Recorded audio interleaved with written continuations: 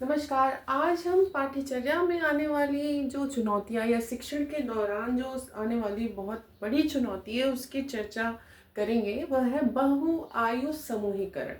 वैसे तो इस शाब्दिक रूप से देखें तो अगर हम कहें कि किसी कक्षा में या सामाजिक संस्था जो आपका विद्यालय संस्था है उसमें विभिन्न आयु के बच्चों को एक साथ पढ़ाना या उनका समूहीकरण करना ही बहुआयु समूहीकरण है। लेकिन इसमें जो आप मनोवैज्ञानिक रूप से अगर अध्ययन करेंगे तो ये बहुत ही डीप पॉइंट है और ये हर टीचर के लिए एक चैलेंजिंग पॉइंट होता है। चाहे आप पाठ्यचर्या का निर्माण कर रहे हो या आप शिक्षण कर रहे हो, आपके सामने ये बहुत बड़ी चुनौती है कि बहुआयु समूहीकरण कैसे करेंगे और उनको एक मतलब कह सकते हैं कि समग्र विकास की ओर कैसे अग्रसर करेंगे। तो आज हम चर्चा करेंगे कि बहुआयु समूहीकरण क्या है और बहुत ही विश्लेषित रूप से कम समय में इसको हम जानने का प्रयास करेंगे। तो जैसा कि बहुआयु समूहीकरण है, ये तो पाठ्यचर्या के अंतर्गत आने वाले जो कंसर्न है उसमें है, लेकिन ये टीचिंग का भी बहुत बड़ा कंसर्न है कि कैसे हम सभी बच्चों का समावेशन करें। तो समावेशन सिर्फ सामान्य और विशिष्ट का ही नहीं होता, यहाँ पे बहुआयु समूहीकरण भी समावेशन का एक पॉइंट आप समझ सकते हैं। आइसबर्ग का सिद्धांत था कि जो जैसे कि एक आप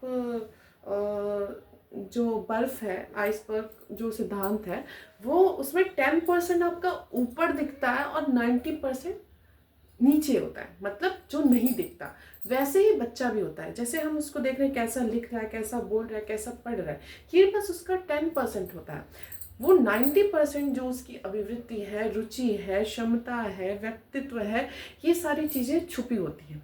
तो इनके आधार पे भी बहुआयु समूहीकरण किया जाता है। चर्चा करें अगर हम कि कौन कौन से क्राइटेरिया है, तो विकास की अवस्था, किस अवस्था में है बच्चा विकास के, ये नहीं कह सकते 6 साल के सारे बच्चे एक समान होते हैं, उनमें भी आप डिफरेंस देखेंगे क्योंकि वातावरण और जैविक जो आपकी प्रक्रियाएं हैं उसमें उतार चढ़ाव आते हैं और सभी बच्चे भिन्न होते हैं।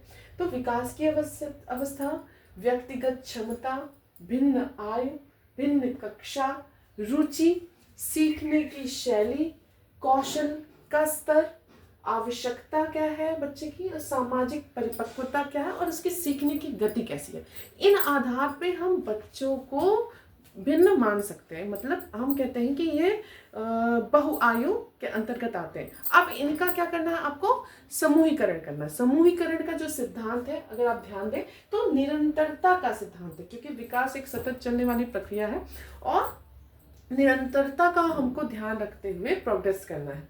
सहयोग के द्वारा स्वगति से बच्चा सीखता हुआ आगे बढ़े। उसके बाद समता और समानता, जिसको जितनी जरूरत है उतना देना समता है और सभी को उपलब्ध कराना समानता, इसका हमको सिद्धांत अपनाना है।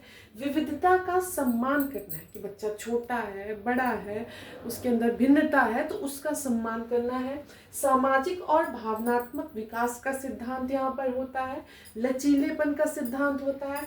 स्कैफोल्डिंग का सिद्धांत होता है।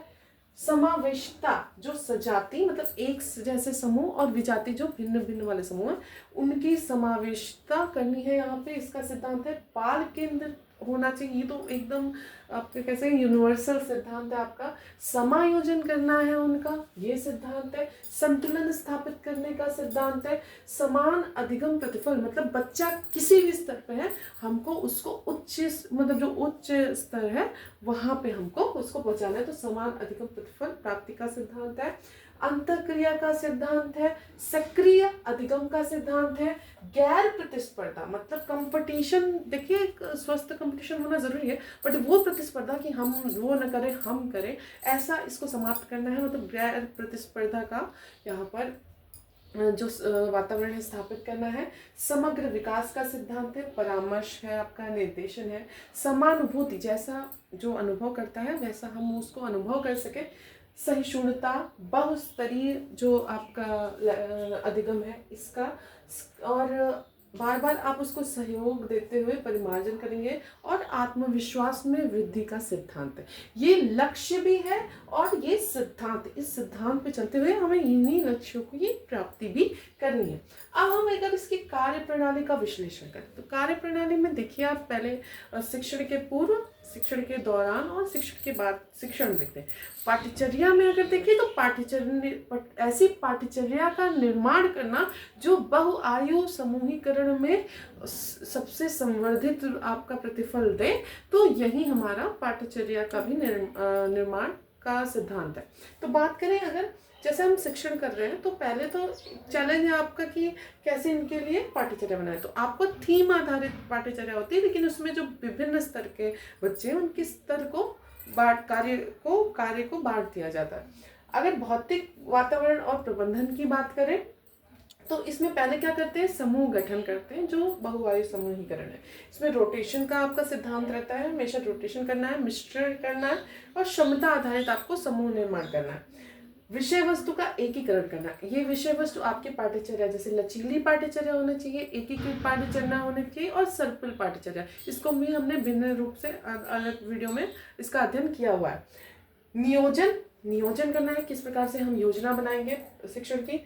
कक्षा निर्देशन की प्रक्रिया हमको स्थापित करनी है और अधिगम कोनों का निर्माण करना है, चाहे आपका साइंस का कोना हो, पठन का कोना हो, आर्ट का कोना हो, तो ये सारी चीजें बनानी। अब अधिगम का वातावरण, अगर हम सेकंड स्टेज पे आए, अब सीखता है बच्चा, कैसे सीखता है, इंक्वायरी आधारित स्वनिर्देशन से प्रारंभ करता है, ये बहुत इंपॉर्टेंट है। और इससे क्या करता है, अनुबंधन अधिगम करता है, मतलब एक से जुड़ा हुआ दूसरा आपका अनुबंधन अधिगम होता है। इसके बाद आप उसमें भिन्न भिन्न सिद्धांत, जो भिन्न भिन्न टीचिंग जो मेथड्स हैं, शैलियाँ हैं, मॉडल्स हैं, वो आप उसमें लागू कर सकते हैं। गतिविधि होनी चाहिए, बच्चों की स्वायत्तता होनी चाहिए और समग्र विकास हेतु अधिगम होना चाहिए। फिर अगर आगे चर्चा करें तो इसमें जो थीम आधारित स्तरीकरण है, इसमें क्या करता है, बच्चा जब किसी केंद्र आधारित कार्य को करता है, तो एक आप थीम दीजिए पानी, तो पानी के जैसे जल संरक्षण है, तो उस पर आप स्तर रूप से कार्य विभाजन करेंगे। तो यहाँ पर समान सामग्री सबको देनी है, ठीक है। फिर स्तर आधारित विभाजन, मतलब स्तरित कार्य करना देना है, जिसका जो स्तर है उस स्तर से आपको कार्य देना है। क्या, कैसे और कौन सा क्रम, बच्चा ये स्वयं ही निर्धारित करेगा। मतलब जो बुनियादी स्टेज है आपका क्रियात्मक या प्रायोगिक स्टेज है, और विश्लेषणात्मक जो हाईएस्ट स्टेज है, इस पे बच्चा क्या करेगा, कार्य करेगा। इसमें सहकर्मी शिक्षण जो है कैसे होगा, तो जो बड़ा बच्चा है वो टीचर का सहयोगी, ऐसे ही आप उसको ट्रेनिंग भी दे सकते हैं, बट वो उसकी तरह ही कार्य करेगा और वो छोटे बच्चों को भी पीयर लर्निंग कराएगा। तो इसमें साझा शिक्षण है, इसमें समाजीकरण और नैतिकता संवर्धन होता है। अब बात करें शिक्षक की भूमिका, तो शिक्षक सुविधा प्रदाता के रूप में है। यहाँ पे स्कैफोल्डिंग करेगा, बच्चे को निर्देशन, परामर्श ये करेगा। निदान करता, मतलब प्रॉब्लम को डायग्नोज करेगा, उसमें क्या प्रॉब्लम है, ठीक है। उपचारात्मक शिक्षण भी दे सकता है। सतत पुनर्निरीक्षण करेगा, हस्तक्षेप करेगा जहाँ उसको जरूरत है और उसमें सुधार करेगा। फिर स्वानुशासन, लेकिन यहाँ पे जो अनुशासन होता है वो स्वानुशासन होना चाहिए। आकलन के लिए स्व, पीयर व शिक्षक द्वारा 360 डिग्री होलिस्टिक आपका असेसमेंट होना चाहिए। मतलब आप स्वयं से अपना आकलन करेंगे, आपका पीयर आपका आकलन करेगा जो समूह है, और आपका शिक्षक आपका आकलन करेगा। पोर्टफोलियो का निर्माण करेंगे, यहाँ पे निरंतर आप आकलन करते रहेंगे शुरू से लेकर लास्ट तक। और समग्र विकास रिपोर्ट, जो होलिस्टिक डेवलपमेंट आपका हो रहा है, उसका आप रिपोर्ट बनाएं।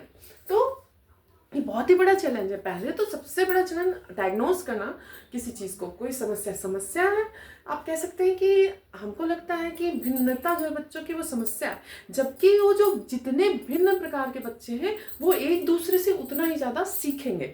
तो हमारा जो बच्चे का मानसिक, आप कह सकते हैं शारीरिक, आप कह सकते हैं संज्ञानात्मक, कह सकते हैं सामाजिक, कह सकते हैं, और सर्वांगीण विकास जो आपका है, ये ज़्यादा बढ़ता है। तो ये बहुत ज़रूरी है इसको हमको एडजस्ट करना। और इसमें जो समीकरण करते हैं कि मतलब सबको उच्च आपके उद्देश्य तक पहुंचाना है।